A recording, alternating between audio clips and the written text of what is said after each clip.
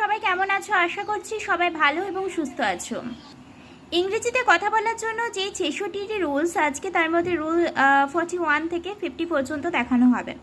এটা part 8 class. Part 7-এ তোমাদের দেখিয়েছিলাম রুল 31 থেকে 40 পর্যন্ত, আজকে 41 থেকে 50। ওকে, তো রুল 41-এ যেটা বলা হয়েছে দেখো, ইউজেস অফ দ্যাটস হোয়াই অথবা হোয়াটের ব্যবহার। That's what I am saying, এটাই আমি বলেছি বা বলছি। দ্যাটস হোয়াট আই মিন, এটাই আমি বোঝাতে চেয়েছি।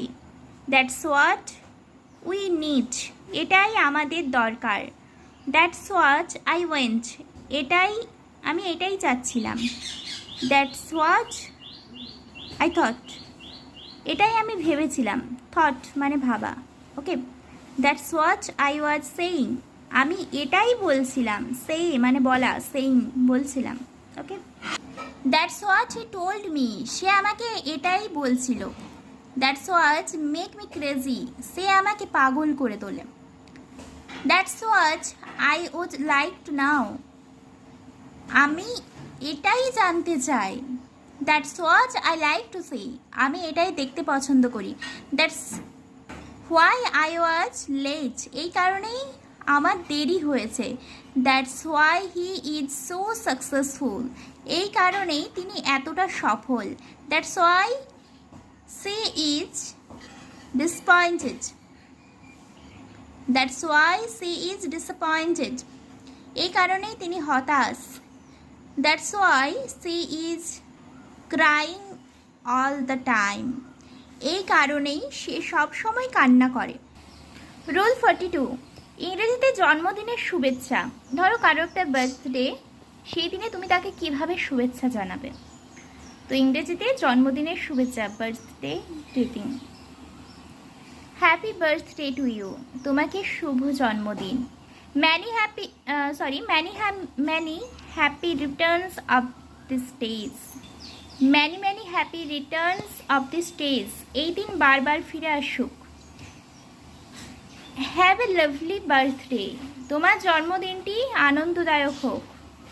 Wishing you happy and careful birthday, আপনাকে সুখী ও আনন্দময় জন্মদিনের শুভেচ্ছা। You deserve all the happiness, সকল সুখ আপনার প্রাপ্য। You deserve all the happiness, সকল সুখ আপনার প্রাপ্য। I wish you have a wonderful time on this days, এই দিন আপনার খুব সুখে কাটুক, এই আমার প্রত্যাশা। রুল 43, ডিয়ারের ব্যবহার। হাউ ডিয়ার ইউ, তোমার সাহস কত। How dare you say so, বা এটা এভাবেও বলতে পারো, how dare you say that, তুমি কোন সাহসে বলো। How dare you do this, তুমি কোন সাহসে এটা করো। How dare you go outside, তুমি কোন সাহসে বাইরে গেলে। মানে এই যে কোন সাহসে, এটা যখনই আমি কোনো একটা বাক্যের মধ্যে ইউজ করতে যাব তখনই কিন্তু হাউ ডিয়ার ইউ এই কথাটা আসবে।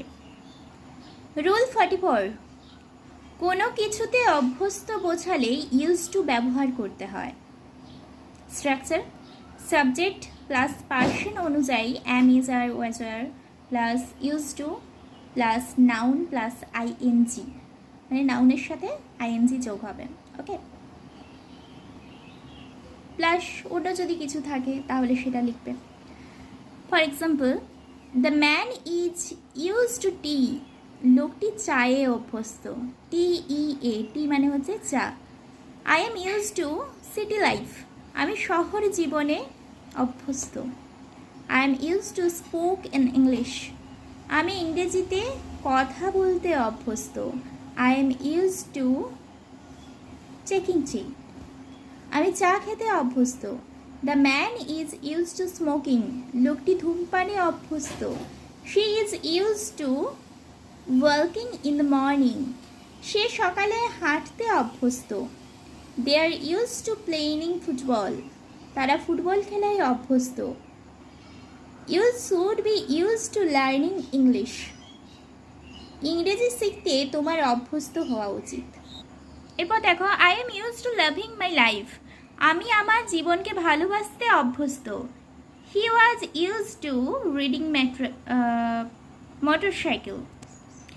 হি was use to reading motorcycle, অথবা এটাকে তুমি রাইডিং মোটরসাইকেল। ওকে, সে মোটরসাইকেল চালাতে অভ্যস্ত। অ্যাকচুয়ালি ইজ রাইডিং, এটা উচ্চারণ করতে গেলে আমার রিডিং হয়ে যায়। রিডিং মানে কি? রিডিং মানে পড়া, রিড থেকে রিডিং। ওকে, নাউন ফর্ম, তো উচ্চারণে প্রবলেম হয় আর কি, এটাই। তো এটা রাইডিং, ঠিক আছে।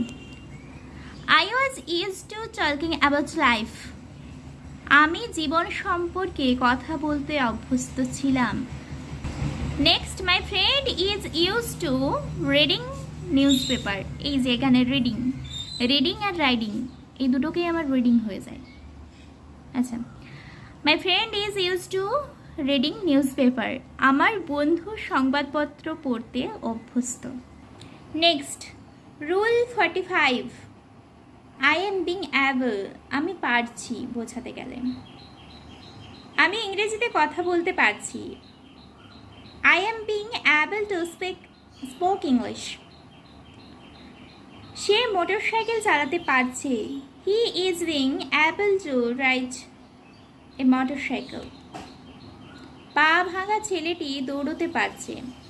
The boy with broken leg is being able to run.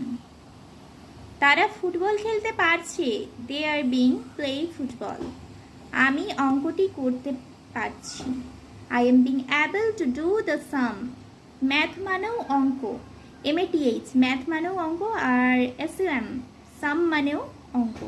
Minded. Rule 46, get down to.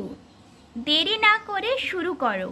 এটা যদি আমরা কোনো বাক্যের মধ্যে ধরো আমরা বলতে গেলাম যে দেরি না করে তাড়াতাড়ি শুরু করো, তখন কিন্তু গেট ডাউন টু দিয়ে স্টার্ট হবে সেন্টেন্সটা। ওকে, ইংরেজির ক্ষেত্রে গেট ডাউন টু এটা দিয়ে স্টার্ট হবে।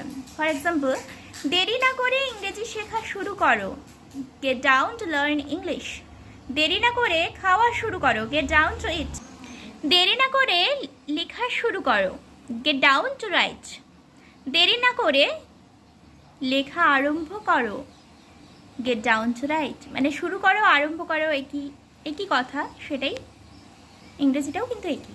ওকে, get down to Singh.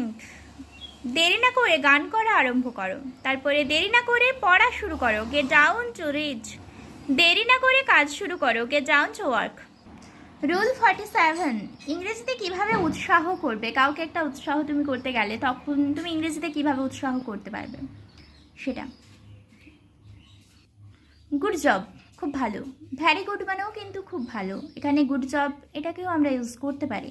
Keep going, এগিয়ে যাও। কিপ গোয়িং মানেও এগিয়ে যাও, আবার গো অ্যাহেড মানেও এগিয়ে যাও। ডোন্ট বি অ্যাফ্রেড, ভয় পেও না। Never give up. বাকিগুলো দেখে নাও।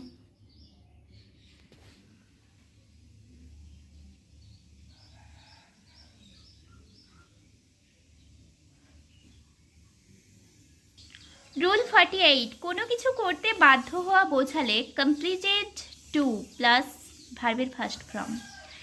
আমি ইংরেজি শিখতে বাধ্য, I am completed to learn English. সে সেখানে যেতে বাধ্য ছিল, হি ওয়াজ কমপ্লিটেড টু গো দেয়ার। সে বইটি পড়তে বাধ্য হয়েছে, he has been completed to read the book. সে পরীক্ষায় পাশ করার জন্য ইংরেজি শিখতে বাধ্য হয়েছে, he has been completed to learn English to pass the exam.